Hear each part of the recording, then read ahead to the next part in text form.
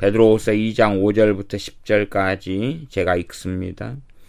옛 세상을 용서치 아니하시고 오직 의를 전파하는 노아와 그 7 식구를 보존하시고 경건치 아니한 자들의 세상에 홍수를 내리셨으며 소돔과 고모라 성을 멸망하기로 정하여 재가 되게 하사 후세에 경건치 아니할 자들에게 본을 삼으셨으며 무법한 자의 음란한 행실을 인하여 고통하는 의로운 롯을 건지셨으니 이 의인이 저희 중에 거하여 날마다 더 불법한 행실을 보고 들으므로 그 의로운 심령을 상하니라.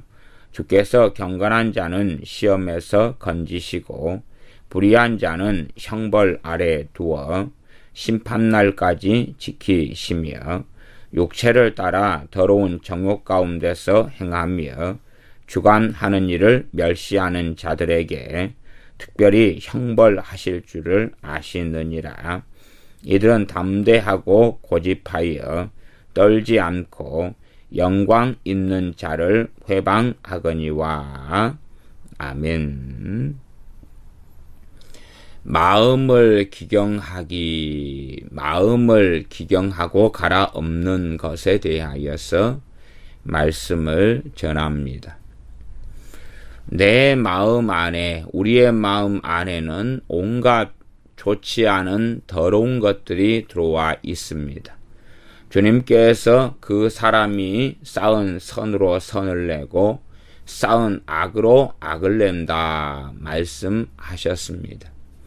어린아이라도 악을 많이 쌓은 아이는 욕을 배우기가 훨씬 더 좋은 말을 배우기보다 쉽고, 그리고 악을 많이 쌓은 아이는 쉽게 욕을 배워서 입 밖에 욕이 쉽게 나옵니다. 그 정도가 돼버리면 악을 상당히 쌓았다라고 말할 수 있습니다. 그냥 아이는 깨끗하고 정결하고 거룩한데 친구를 잘못 만나서 욕 좀 배웠다, 그렇게 믿고 싶은 것이 부모의 심정인 줄은 알겠지만, 그러나 악을 충분히 쌓아야지만이 욕을 쉽게 배워서 뱃속에 집어넣고 욕을 말할 수 있는 것입니다. 왜냐하면 유유상종이기 때문에 그렇습니다. 이미 욕을 하는 사람, 욕을 하는 아이로부터 욕을 배울 수 있는 그러한 정도의 악함을 마음속에 쌓았기 때문에 그러합니다. 우리의 마음에 얼마나 이 쓰레기들이, 잡동사니들이 많이 들어왔느냐를 몇 가지를 통해서 우리가 생각해 볼 수가 있습니다. 첫째는 이 마음 안에 잡동사니가 들어오는 통로가 일반적으로는 우리의 생각과 감정입니다. 그러므로 우리의 생각이 잡다하고 복잡하고 번잡하고 생각이 이것저것이 수시로 떠오르고 이런 삶을 산다면은 우리는 어릴 때부터 우리 마음 안에 온갖 더러운 것들, 온갖 쓰레기들을 생각을 통해서 주워 먹었다, 그렇게 말할 수 있습니다. 또한 우리의 감정이 좋지 않은 감정들이 많다. 분노, 혈기, 짜증, 미움, 원망, 판단, 낙심, 우울, 좌절, 증오심, 욕심, 탐욕, 탐심, 거짓말, 이간질, 성적 충동, 정욕 하는 등등의 안 좋은 감정들이 수시로 우리에게 떠오르고 그것들이 우리의 행동과 몸을 지배하고 그러한 안 좋은 것들에 의하여 우리가 말하고 살아간다면 우리의 마음 안에는 온갖 악이 쌓여있다, 그렇게 말할 수 있습니다. 원수 마귀는, 더러운 악한 영들은 그 사람이 얼마나 많은 죄를 쌓느냐에 따라서 역사합니다. 그러하지 깨끗하고 거룩하고 순결한 사람들에게 항상 역사하는 것이 아닙니다. 이 핍박의 시대와 세상에서는 사단이 주님의 사람들에게 역사하여 순교를 당하게도 할 수 있으나 그것은 특별한 경우들에 한하고 일반적으로는 마귀가 그 사람과 동행하는 게 아니라 주님의 사람 깨끗하고 거룩한 사람은 주님과 동행하는 것, 성령님과 동행하는 것을 우리는 다 알고 있습니다.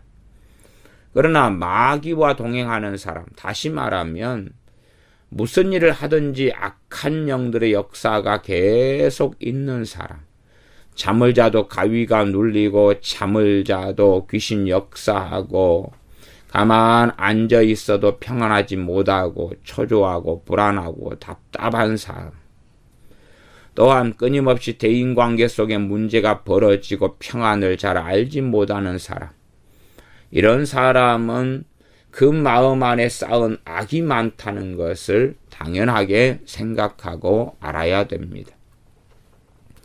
마음에 상처가 많은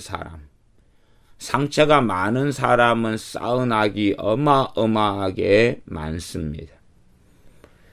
상처가 많은 사람은 위로를 받는 것이 아니라 사실상 회개를 해야 됩니다. 상처가 많은 사람 안에는 하나님의 법이 새겨져 있지 않기 때문에 상처가 많습니다. 어떤 사람의 말이나 행동 등을 통해 내가 상처를 받았다. 그리고 그것이 10년이 지났다면 10년 동안 그 사람을 용서하지 않은 것이지요. 10년 동안 그 사람을 용서할 생각을 안 했던 거지요. 10년쯤 지난 다음에 용서하려고 하면 용서는 당연히 어렵지요. 하나님의 법이 새겨져서 용서하라는 말씀이 새겨져 있었다면 10년 전에 어떤 사건이 벌어졌을 때에 용서하려고 하나님 앞에 엎드리고 발버둥을 쳤을 거라 그 말입니다. 그리고 산불이 처음 날 때는 불을 끄기가 쉬운 것처럼 용서의 문제, 상처의 문제가 처음 벌어졌을 때는 치유하기가 쉽고 용서하기가 쉬운 것입니다. 그러나 그것이 오랜 세월이 지나면서 원한, 원망, 증오심, 그 사람에 대해서 한 번도 말을 안 꺼냈겠습니까? 무수하게 많이 자기 가까운 사람들, 가족들에게 그 사람에 대해서 헤아리고 비판하고 정죄하고 공격하고 하는 말들을 꺼내왔을 것 아닙니까? 그러니 상처라는 것은 무수한 죄가 얽매여 있는 구렁텅이가 상처입니다. 그런 상처가 많다면 그 사람 안에는 당연하게 하나님의 법에 의하여 살지 않았고 하나님의 법이 그 사람 안에 새겨져 있지 않은 것입니다. 그러니 울타리가 없으니 제재를 하지 않은 거죠. 미워하지 말라는 말씀이 새겨져 있다면 그 사람을 미워하는 마음이 들고 생각이 들고 감정이 들 때에 싸울 것 아닙니까? 법을 어기면 안 되니까요. 우리가 어느 자리에 차를 주차한다 그러면 딱지를 한 10만 원 떼는 자리가 있다 그러면 또한 24시간 거기는 주차 단속을 하고 CCTV가 있다 그러면 그 법을 알고 있다면 그 법이 마음 안에 새겨져 있다면 얼마나 거기에 주차하는 것에 대하여 조심하고 안 하려고 하고 노력하고 거기가 아니라 다른 데 주차할 수밖에 없겠는가 하는 것입니다. 또한 차를 운전할 때는 중앙선을 쉽게 침범하지 않습니다. 왜냐하면 중앙선을 침범할 때 얼마나 끔찍한 사고가 일어나는 줄을 우리는 알기 때문에 그것이 법으로 마음에 새겨져 있기 때문에 특별한 경우가 아닌 한은 중앙선을 침범하는 어리석은 운전을 하지 않습니다. 우리의 마음 안에 미워하지 말라는 하나님의 법이 새겨져 있다면 미움하고 싸우지요. 그러나 그 법이 새겨져 있지 않으면 마음껏 미워하고 미워합니다. 10년 동안 그 상처가 있었다면 10년 동안 마음껏 미워하고 미워하면서 제재를 제대로 하지 않았겠지요. 그러면 10년 동안 미움을 통하여 그 마음 안에 온갖 쓰레기들이 쌓여 있었을 것 아닙니까? 음란합니다. 그러면 내가 10년 동안 음란한 것을 계속 보고 묵상하고 마음에 집어넣고 살았다면 내 마음 안에 음란함이 어마어마하게 쌓여 있었을 것 아닙니까? 이러한 것들을 처리하고 치우는 것, 없애는 것을 마음을 기경하는 것이라고 이야기합니다. 마음의 기경은 하나님께서 해주시지 않고 우리가 스스로 해야 됩니다. 또한 공평합니다. 하나님은 공의로우시며 공평합니다. 사람이 그 마음에 무엇을 쌓고 얼마나 오래 쌓고 얼마나 악을 쌓았는지에 따라서 그것을 처리하는데 그만큼 시간이 많이 걸립니다. 한 번 깨달았네. 한 번 은혜 받았네. 한 번 회개가 터졌네. 그런다 해서 마음에 쌓은 악을 쉽게 처리하거나 없애지 못합니다. 그래서 주님께서는 사람의 마음을 땅에다가 비유하신 것입니다. 일단은 읽은 본문 베드로후서 2장 본문을 살펴보겠습니다. 2장 5절부터 10절까지 읽었는데 5절은 옛 세상을 용서치 아니하시고 오직 의를 전파하는 노아와 그 7 식구를 보존하시고 옛 세상을 용서치 아니하셨다고 말씀합니다. 또한 지금의 세대든 곧 올 세대든 이 마지막 세대를 하나님께서는 용서치 아니하실 것이고 거기에 대혹환란으로서 심판하실 것이라는 것은 우리가 다니엘서나 요한계시록이나 때로 구약성경 등을 통하여 알고 있습니다. 그러니 만인구원론처럼 모든 사람들이 결국엔 용서받을 것이다 라는 착각 속에 살아간다면 영원한 지옥밖에는 그 사람에게 있는 것이 없을 것입니다. 옛 세상을 용서치 아니하시고 오직 의를 전파하는 노아와 그 7 식구를 보존하셨다. 그렇고 경건치 아니한 자들의 세상에 홍수를 내리셨다고 말씀합니다. 6절입니다. 소돔과 고모라 성을 멸망하기로 정하여 재가 되게 하사 후세에 경건치 아니할 자들에게 본을 삼으셨으며 경건치 아니한 삶을 사는 사람들. 왜 경건치 아니합니까? 그 사람의 마음에 법이 새겨져 있지 아니하면 경건한 삶을 살 수가 없습니다.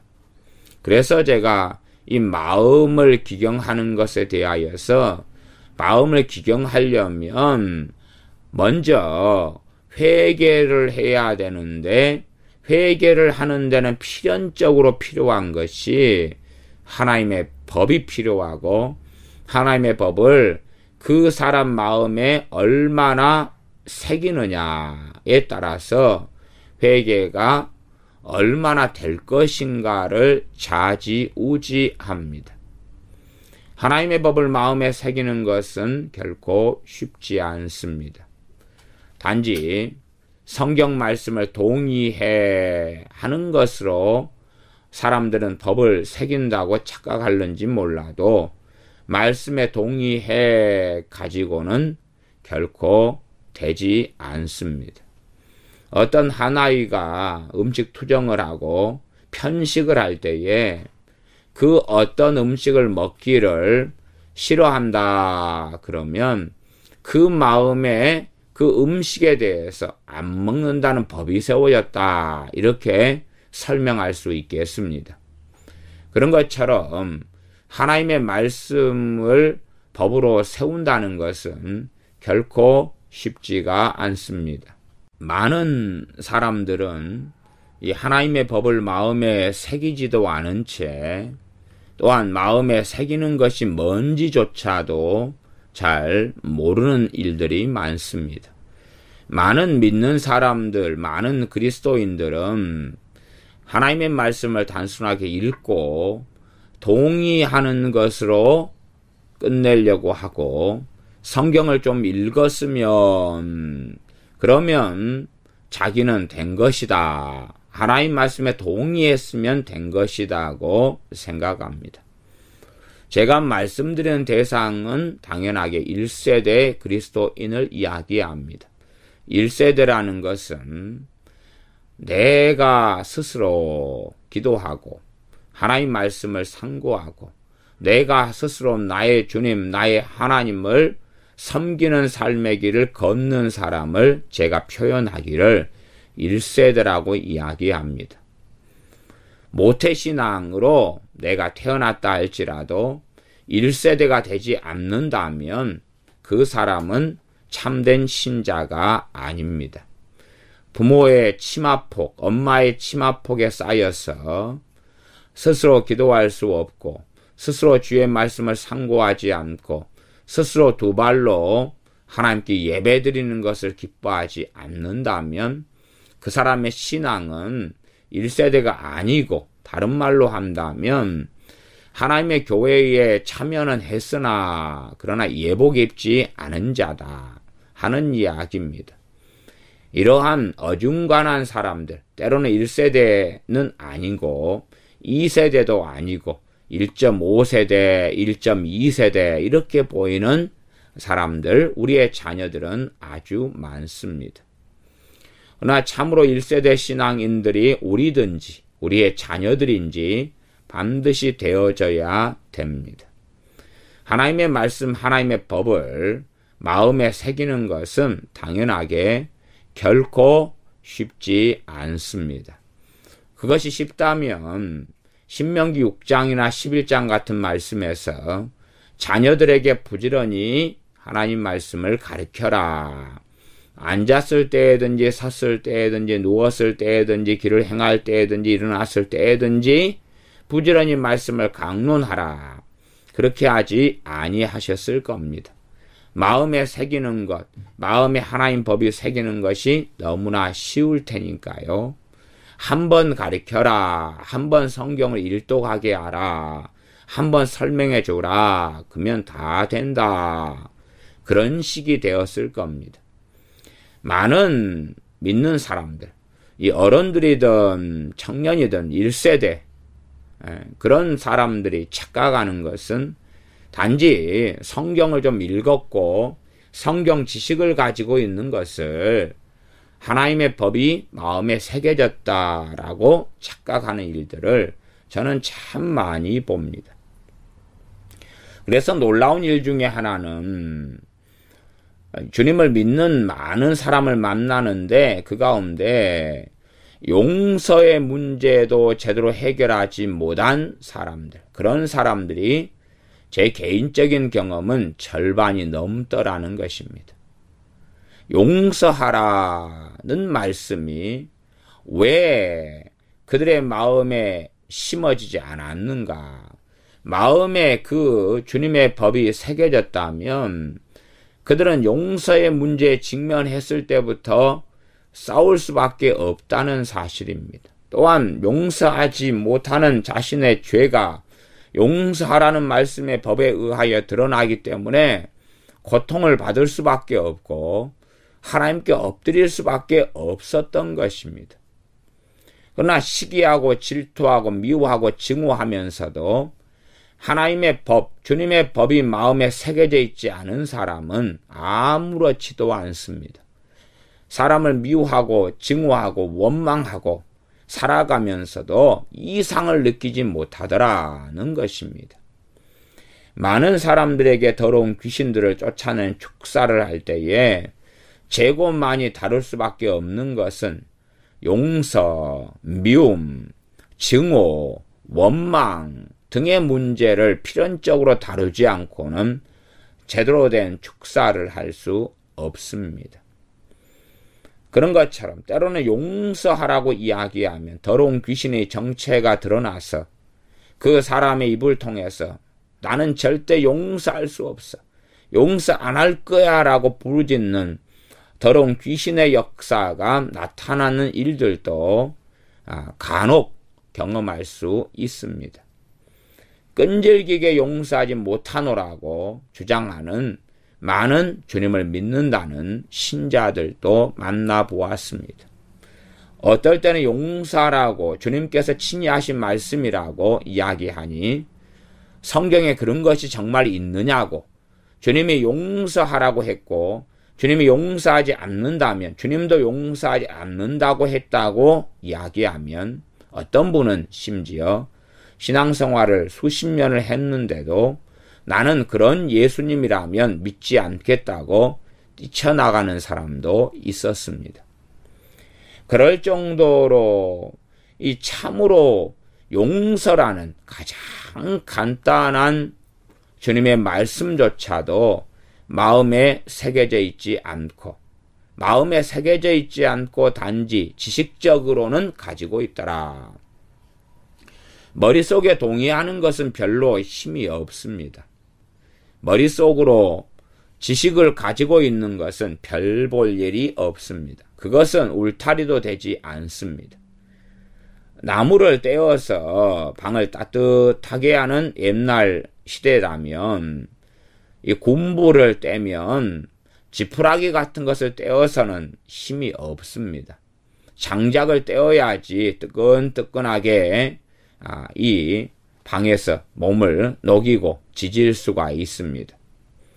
그러나 지푸라기를 떼면 어찌 따뜻해지겠는가 하는 것처럼 머릿속에 성경적인 동의, 성경적인 지식, 성경에 용서하라는 주님의 말씀이 있었어 하는 것으로는 그 말씀을 따라서 살 수가 없습니다. 동의하는 것으로는 회개할 수가 없습니다.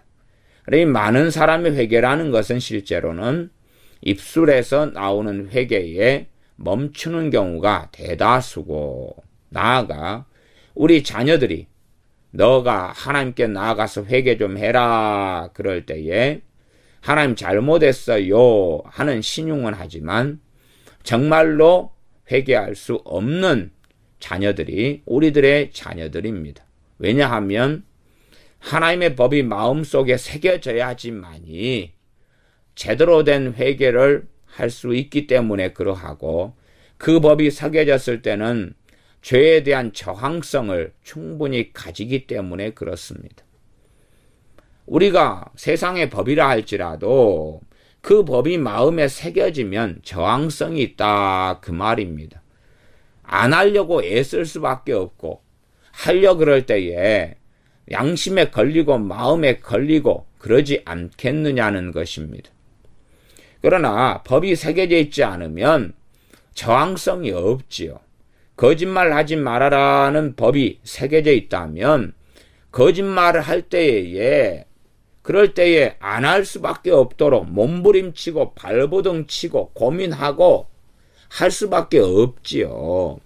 또한 불가피하게 거짓말을 하더라도 그 법이 어느 정도 새겨졌다면 남에게 해악을 끼치는 거짓말을 할 수 없다는 사실입니다. 단지 그냥 흑거짓말, 백거짓말 그렇다면, 백거짓말, 다른 말로 하면 다른 사람의 거짓말은 했는데 거짓말의 죄는 다 백거짓말도 거짓말인데, 그러나 편의상 이야기한다면 남에게 해 끼치는 거짓말은 못하고 그냥 단순한 거짓말, 말하자면 직장 상사가 자네 왜 이리 늦었는가 그러면 죄송합니다, 차가 막혀서요, 늦잠 잤는데, 그렇게 말할 수 있다는 이야기죠. 그러나 그러면서도 거짓말하지 말라는 하나님의 법이 새겨졌으면 그것조차도 힘들어하고 후회하고 하나님 앞에서 회개할 수밖에 없게 되어질 거라 그 말입니다. 그러나 하나님의 법이 새겨져 있지 않고 지식적으로야 거짓말하지 말라는 것을 우리의 자녀들이나 어른이나 누가 모르겠습니까? 부모가 항상 거짓말하지 말아라고 잔소리해오고 말하지 않습니까? 그것을 모르는 아이가 어디 있단 말입니까? 그러니 충분히 가르쳤다고 부모는 생각합니다. 그러나 부지런히 자녀에게 가르치라는 것은 당연하게 어른들, 성인 당사자부터 마음에 그 법을 새기라는 이야기고, 말 몇 마디 하고 거짓말하지 말아라 한다 해서 거짓말하지 말라는 하나님의 법이 우리의 자녀나 또한 어른들의 마음에 새겨지지 않는다는 이야기입니다. 그렇게 하나님의 법이 마음에 새겨지는 것이 쉬운 것이 결코 아닙니다. 그러므로 이 마음의 온갖 쓰레기들, 마음의 온갖 악들을 기경하는 첫 번째 단추가 율법을, 하나님의 법을 마음에 새기는 것인데, 그런 것이 어렵다라는 것입니다. 어떤 사람이 주님을 만나면서 쉽게 회개가 일어나고 변화가 좀 되는 사람은 하나님의 법이 마음에 새겨진 사람에 한해서 그렇습니다. 우리의 자녀에게 거짓말하지 말라는 것이, 그 잔소리를 부모님에게 들어보았어요. 학교 선생님이 그렇게 말합디다. 그게 나쁜 건 줄 알아요. 그런다 해서 거짓말하지 말라는 법이 마음속에 새겨져 있는 것이 아닙니다. 결코 그렇지 아니하지요.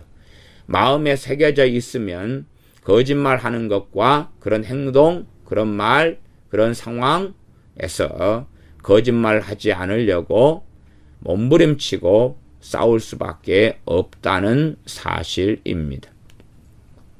그러므로 누구든지 간에 마음을 기경하기 위해서, 마음속을 갈아엎기 위해서 필요한 것은 당연하게 회개인데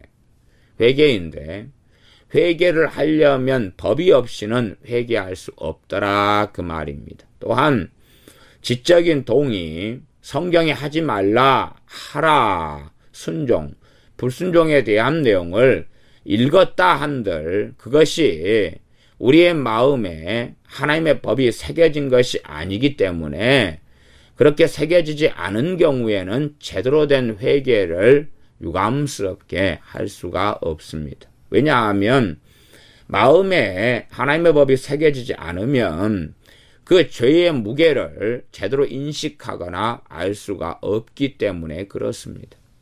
그러므로 이 마음을 기경하는 것은 당연하게 기경하는 방법은 회개입니다. 회개인데 회개하기 위해서는 전제 조건으로 하나님의 법을 새겨야지만이 기경하는 것이 가능하다 그 말입니다. 본문 베드로후서 2장의 본문을 계속 읽겠습니다. 2장 6절을 다시 읽습니다. 소돔과 고모라 성을 멸망하기로 정하여 죄가 되게 하사 후세에 경건치 아니할 자들에게 본을 삼으셨으며 무법한 자의 음란한 행실을 인하여 고통하는 의로운 롯을 건지셨으니, 소돔과 고모라 성의 사람들은 무법한 자들의 음란한 행실이었습니다. 그들에게는 법이 있단 이야기입니까? 없단 이야기입니까? 없단 이야기입니다. 그러니 음란한 행실을 마음껏 하고 마음껏 즐길 수 있는 것입니다. 법이 없기 때문에, 그들의 마음에는 법이 없기 때문에 그들은 회개할 수 있습니까? 없습니까? 회개할 수 없습니다. 법이 없으면 죄를 죄로 깨달을 수 없습니다.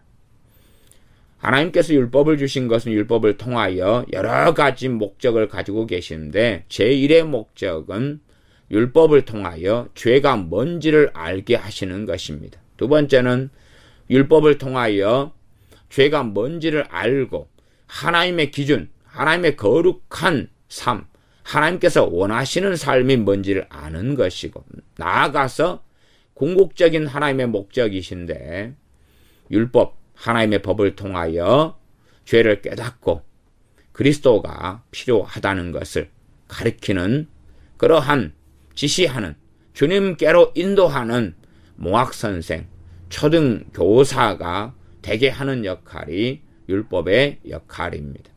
나아가서 율법을 마음에 새기는 가운데 주님의 도우심과 성령의 능력과 역사하심을 통하여 그 율법을, 하나님의 법을 성취하고 이루는 삶의 길을 걷는 것을 거룩한 삶이라 라고 말하는 것입니다.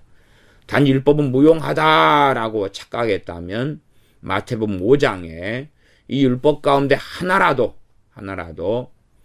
이 무시하고 하나라도 쓸모없다 하고 하나라도 빼고 소홀히 하고 경허리 하고 가리키는 자들에 대한 이 주님의 말씀을 읽는다면 최소한은 그런 어리석은 자리에 드는 위험은 막을 수도 있을 것입니다. 무법한 자들의 음란한 행실, 왜 소돔과 고모라성 사람들은 음란한 행실을 끊임없이 했느냐? 왜 음란을 끊임없이 받아들이고 살았느냐? 그걸 제재하지 않았느냐 하면 그들은 무법했기 때문에 그렇습니다. 왜 하나님께서는 그들을 멸망시키셨고 기회를 주지 않으셨느냐? 그들은 회개할 수 없는 자들이 되었기 때문에 그렇습니다. 법이 없는데 어찌 죄를 깨달으며 어찌 회개하겠습니까? 법이 없다는 이야기는 그들의 양심도 없다는 이야기입니다.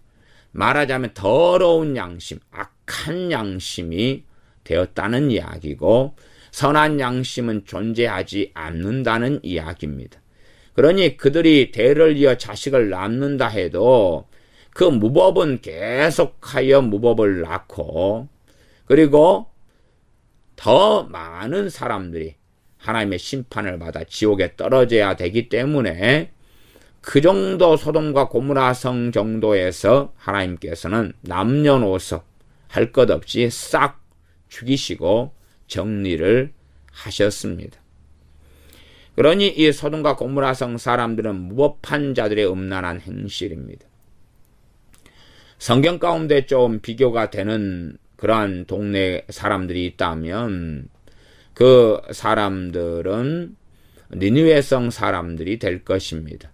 요나 선지자를 하나님이 보내셔서 이 성이 심판을 받고 무너지리라 하고 애언하게 하셨던 그러한 니느웨 성 사람들. 그런데 요나 선지자가 사흘길을 걸어가야 되는 그 큰 성 니느웨를 하루길만 단지 걷고 그리고 이 큰 성이 무너질 것이다. 하나님의 심판을 받아 무너질 것이다 라고 요나 선지자가 하루길만 행하고 선포했는데 니느웨 성 사람들은 죄에 앉아 회개하였습니다. 짐승까지도 사람들까지도 금식하며 왕까지도 직접 선지자 요나를 만나지 아니했음에도 소문만으로 듣고 회개했습니다. 그들도 악한 자의 삶의 길에 자리에 있었기 때문에 하나님께서 심판하시고 멸망시키신다는 선고를 들을 수밖에 없었습니다. 그러나 소돔과 고모라성 사람들과 니느웨 성 사람들의 차이가 있다면 당연하게 두 개입니다.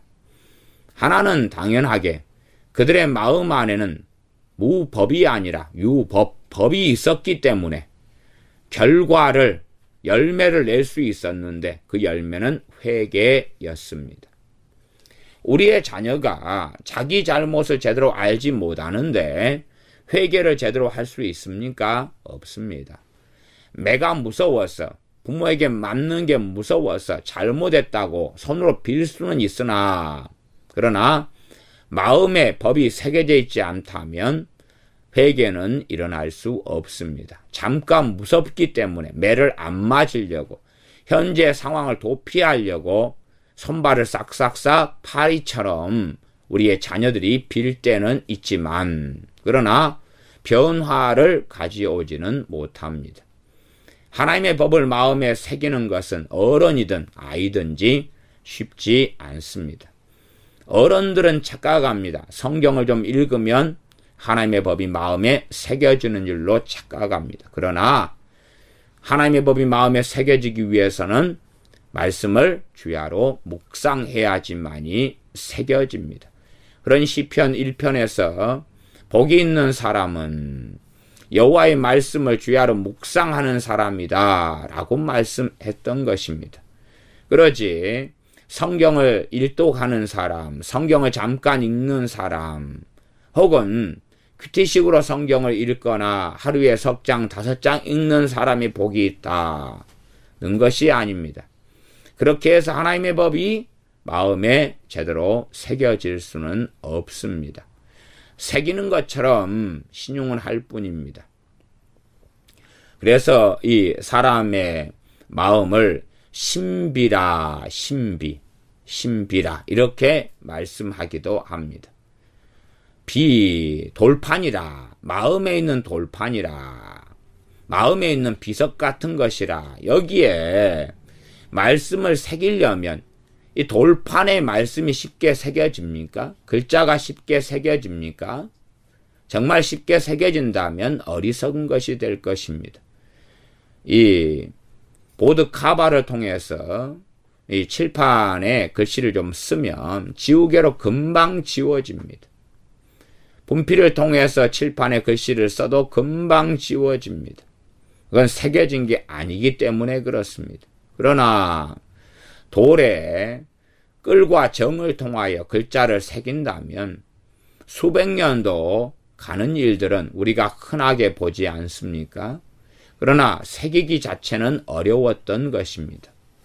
새기기 위해서는 전문가도 필요했다는 등의 일들이, 수고와 노력이 참으로 많이 필요했지요.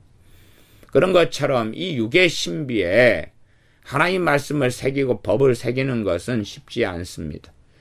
많은 사람들, 많은 그리스도인들이 착각하는 가장 심각한 문제가 여기에가 있습니다. 하나님의 법이 마음에 새겨지지 않았거늘 성경 지식을 가지고 있다는 미명하에서 하나님의 말씀이 내 마음판에 새겨져 있어 라고 착각하더라는 것입니다. 그러함에 마음에 새겨진 말씀을 통하여 성령님께서는 우리의 삶에 역사하시며 열매를 맺어 가실 수 있습니다. 물론 성령님께서 우리의 마음에 이 하나님 말씀을 새기는 것을 도와주시는 분이시기도 합니다. 그러나 주체는 성령님이 아니시고 우리가 주체가 될 때에 성령님께서는 돕는 분이 되시는 것입니다. 성령님을 돕는 분, 헬퍼라 그럽니다. 헬퍼, 돕는 분입니다. 그런데 우리가 어느 나무집 이사가 있는데 이삿짐을 나르는데 도와달라 그래 놓고 그 주인은 손가락도 까딱하지 않으면서 우리를 이삿짐 나르는데 불러서 시켜 먹는다면 정말 우리가 그 이삿짐을 날라야 되겠습니까?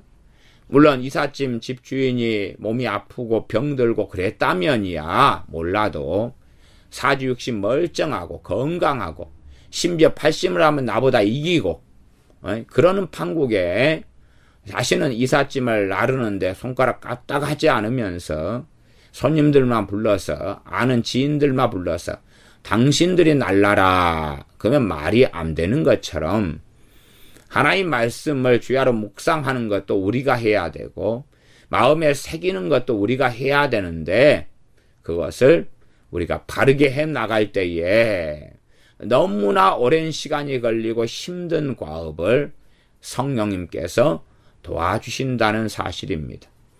그러나 내가 마음에 하나님의 법을 새기려고 안 할 때에 성령님께서는 도와주시지 않습니다. 소돔과 고모라 성은 불과 유황으로 멸망을 당해서 지금도 사해 근처에가 이 소돔과 고모라 성이 있었는데 그 흔적과 잔해가 그대로 남아 있습니다. 참 놀라운 일입니다. 소돔성 같은 경우에 그 성벽이 그대로 남아 있습니다. 그래서 둥글둥글한 것을 가서 보면 거기에는 그걸 까보면 유황덩어리가 그대로 있습니다. 하늘에서 이 불과 유황이 그대로 떨어졌다는 것을 알 수가 있고 또한 불에 타서 불의 흔적들이 그대로 남아 있습니다. 위치상으로 또한 흔적들을 다 뒤져보면 당연하게 유황덩어리가 가득하고 불에 타는 적이 가득한 소돔 성임을 지금도 확인할 수가 있습니다. 그래서 하나님께서는 지금도 소돔 성 등을 그대로 남겨놓으시면서 이게 후세에 경건치 아니한 자들에게 본을 삼으셨다고 성경에 기록합니다. 시대가 참으로 오래된 시대입니다. 말하자면 아브라함 때가 BC 2000년경이니까 지금부터 4000년경에 하나님의 심판을 받아 멸망당한 이 소돔과 고모라성, 그 가운데 소돔성의 흔적은 그대로 남아 있습니다. 지금도 황폐화가 됐고 폐허가 된 상태에서 곳곳에 유황덩어리, 큰 유황덩어리, 작은 유황덩어리가 이 돌같이 쌓여있는 상태에서 지금도 남아있는 것을 볼 수가 있고 성벽도 그대로 볼 수가 있습니다. 우리의 자녀가 마음에 법이 새겨졌으면 그가 못된 길을 걸어가더라도 어느 때가 되면 회개하고 하나님께 나올 수 있으나 법이 마음속에 새겨지지 않은 자녀들은 쉽게 하나님께 나올 수 없고 소돔과 고모라 성처럼 멸망당할 수밖에 없습니다. 니느웨 성 사람들은 마음에 법이 새겨졌기 때문에 그들은 회개가 가능했고 하나님의 용서를 받았습니다. 스데반 집사님이 복음을 전할 때에 마음에 찔려서 스데반 집사님 돌로 쳐 죽인 사람들, 물론 나중에 사도 바울이 된 청년 사울을 제외하고는 그들의 마음 안에 법이 새겨져 있지 않았다는 사실이고, 베드로 사도가 복음을 전할 때 마음에 찔려서 형제들아 어찌할꼬 우리가 어찌할꼬 하고 회개했던 사람들은 마음에 법이 새겨진 사람들입니다. 장기와 세리 가운데 많은 사람이 주님께 돌아왔는데 그들의 마음에 법이 새겨졌기 때문에 그렇습니다. 생각해 보십시오. 이 땅의 젊은이들 가운데 술집에서 근무하고 장기처럼 근무하는 여자들도 많이 있습니다. 그러면 그들을 만나보면, 그들에게 때론 복음을 전해보면 그들의 마음 안에는 하나님에 대한 원망과 세상에 대한 증오로 가득합니다. 다시 말하면 그들은 법이 새겨져 있지 않다는 사실입니다. 그러나 과거의 창기와 세리들은 하나님 법이 새겨져 있지만, 그러나 여러 가지 사정, 우여곡절 등을 통해서 그러한 길을 걸어갔으나 주님을 만난 다음에 그 새겨진 법을 통하여서 기준이 있기 때문에 회개가 되었고, 주님의 은혜가 그 새겨진 법을 통하여 얼마나 자신이 하나님의 무서운 심판을 받아야 되는데, 그런데 그 용서가 얼마나 값비싸고 위대하고 놀랍다는 것을 알고 깨닫고, 그런 가운데서 용서를 받을 뿐만 아니라 주님을 사랑하는 사람들이 되어졌습니다. 소돔과 고모라 성은 멸망할 수밖에 없었는데 이들은 무법했기 때문에 그렇습니다. 그러니 음란한 행실을 하고 게이, 레즈비언, 동성애를 하고, 그렇게 하면서도 그들의 양심은 아무렇지도 않았습니다. 오히려 더 기대감과 설레임 속에 있었습니다. 그래서 요즘에 이 설레임이라는 이 얼음 과자가 나오지 않습니까? 그러한 소돔과 고모라 성 사람들은 음란한 행실을 하고 살면서 기대감과 설레임과 흥분과 희열 속에서 살아갔더라. 왜냐하면 무법했기 때문에 그러합니다. 그러므로 그들에게는 도무지 가능성이 없었고 마음을 기경할 수조차도 없는 불가능한 상태였고, 하나님께서는 경건치 아니한 자들의 본보기로서 불과 유황으로 멸망시키셨습니다. 2장 8절로 가면 이 의인이 이 무법한 자들의 자의 행실을 인하여 고통받는 의로운 롯을 건지셨으니 이 의인이 저희 중에 거하여 날마다 저 불법한 행실을 보고 들으므로 그 의로운 심령을 상하니라. 의인, 왜 의인입니까? 하나님의 법이 마음 안에 새겨져 있기 때문에, 그리고 그 법에 따라서 살아가기 때문에 의인이라 하는 것입니다. 하나님의 말씀이 새겨졌고 하나님 말씀에 따라 살아갑니다. 그런데 불법한 행실, 법이 없는, 법을 어기는 그 행실들을 보면서 그 의로운 심령이 상했다는 것입니다. 그들하고 대화를 해도 대화가 통하지 않습니다. 문제는 욥의 아내와 욥의 두 딸들과 두 사위가 그렇게 되었다는 이야기입니다. 그러니 가정생활에서 누구하고 만납니까? 자기 아내하고 함께 살지. 자기 딸들과 함께 살고 또한 자기의 사위들과 만나지요. 그런데 어떻게 롯과 의견 충돌이 없겠습니까? 그들은 딸들이든지 사위들이든지 또한 아내든지 음란한 삶 속에 들어가고 법이 무너지고 없고 그 세속화 속에 들어가서 욥이 저항하려고 해도 저항하지 못하는 상황이 되고 말았습니다. 그러니 소돔과 고모라 성에서 하나님께서 천사 둘을 보내서 롯과 그 아내와 두 딸들을 구원해 주셨는데도 불구하고 뒤를 돌아보지 말라는 하나님의 말씀을 거역하고 롯의 아내는 뒤를 돌아보아 소금기둥이 되었습니다. 왜냐하면 뒤를 돌아보지 말라고 하나님께 심판하신다고 이야기를 해도 그 법이 마음에 새겨졌습니까? 안 새겨졌습니까? 안 새겨졌죠. 마음 안에는 이미 쌓은 악들이 많고 세상을 사랑함이 많고 미련이 많기 때문에 뒤를 돌아보았지요. 두 딸들은 아버지와 함께 탈출해서 아버지에게 술을 먹이고 그리고 나를 잡아서 아버지와 동침하고 아버지의 애들을 낳게 되었습니다.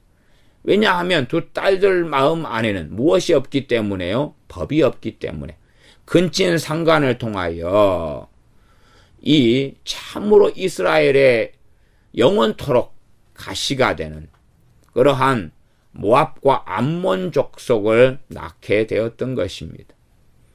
왜냐하면 롯의 두 딸들 안에는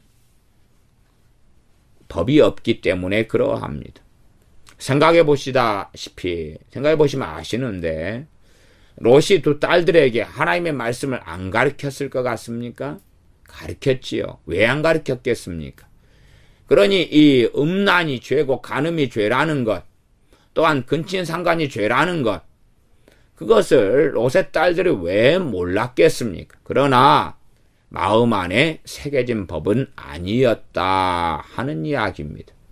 그러니 그들은 전혀 양심의 꺼리낌이 없이 아빠의 씨를 받아가지고 아버지의 씨를 받아서 애를 낳아야 되겠다고 아버지를 첫날은 술 먹여서 큰딸이 잠자고 둘째 날은 딸이 술 먹여 둘째 딸이 이제는 동침하고 그렇게 해서 애를 가지게 되었습니다.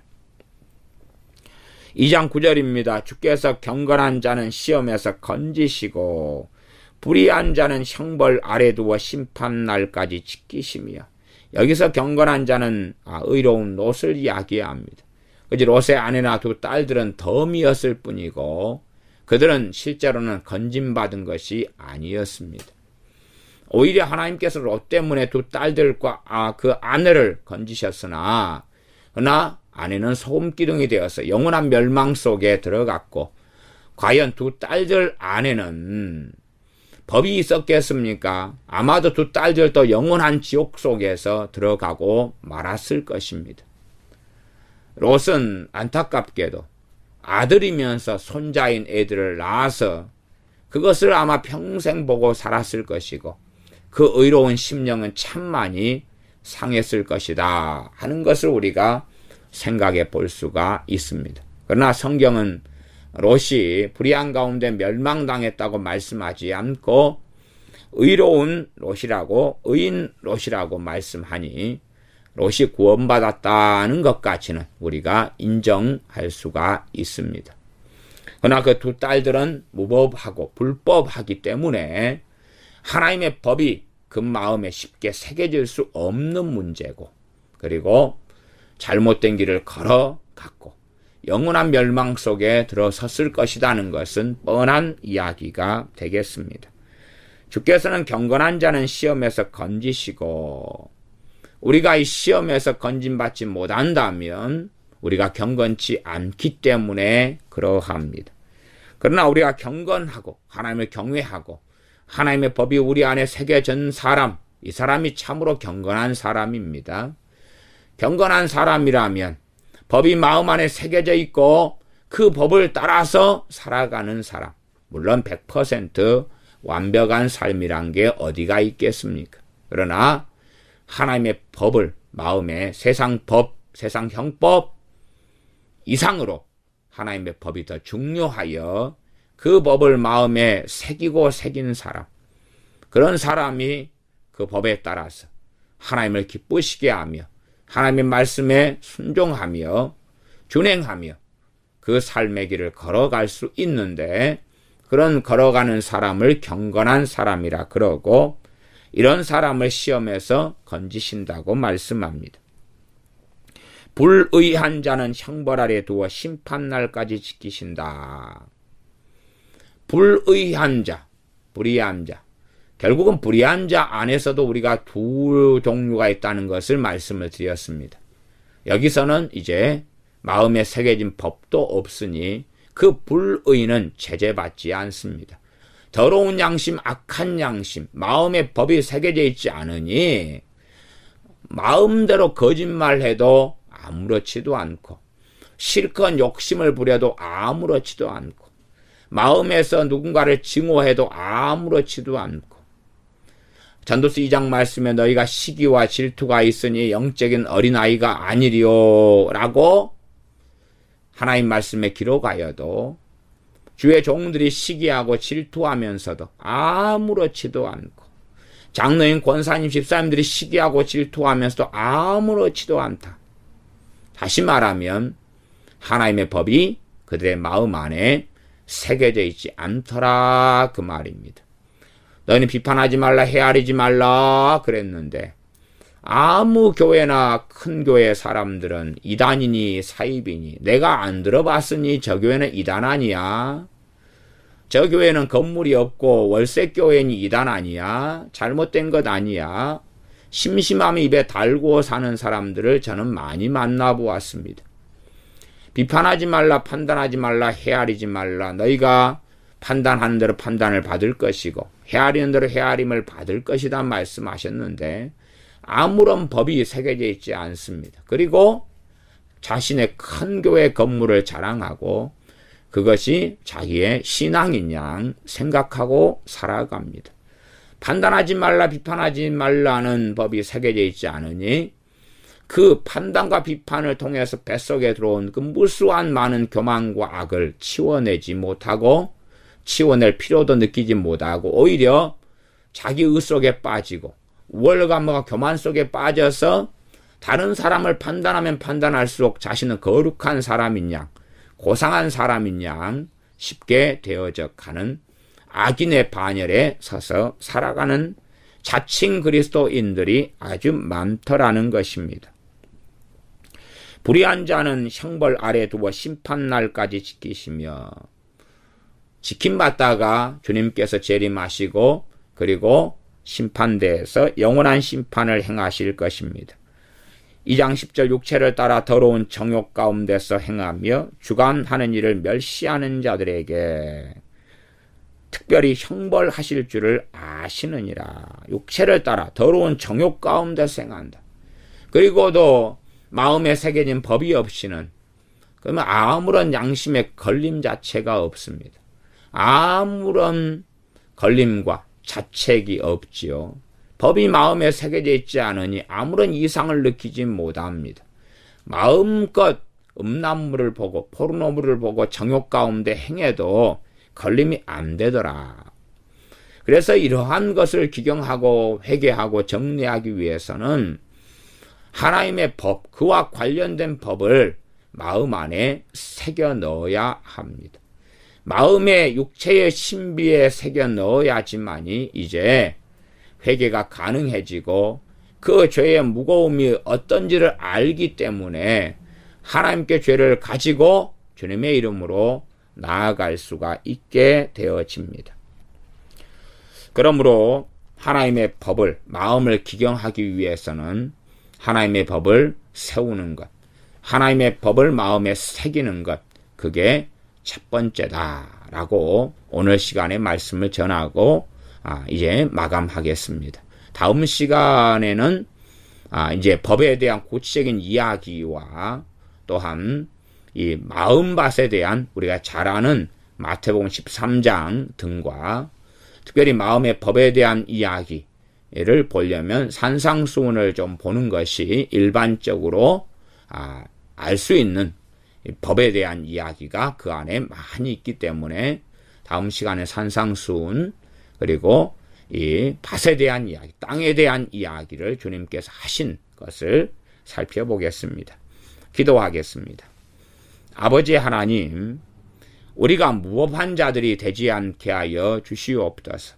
또한 우리 자녀를 무법한 자로 키우고 양육해서 단지 성경 지식만 잔소리만 들어서 뭔가는 안다고 착각하지만 마음에 새겨진 법은 불법이 새겨져서 탐욕을 부리고 욕심을 부리고 더 가지려 하고 더 먹으려 하고 거짓말하고 그래서 자신의 유익을 위하여 남을 해치기 위하여 이간질하고 거짓말해도 아무렇지도 않은 불법한 자, 무법한 자가 우리나 우리 자녀가 아니라 하나님의 법이 새겨져 있어서 그래서 하나님 말씀대로 살지 못할 때에 그것을 정확히 자각하고 깨닫고 알며 그 죄의 경중을 아는 가운데 주님 의지하여 회개하면서 이 마음에 쌓인 악들과 온갖 독극물과 쓰레기들을 정리하고 치울 수 있는 법을 따라 회개할 수 있는 그런 우리가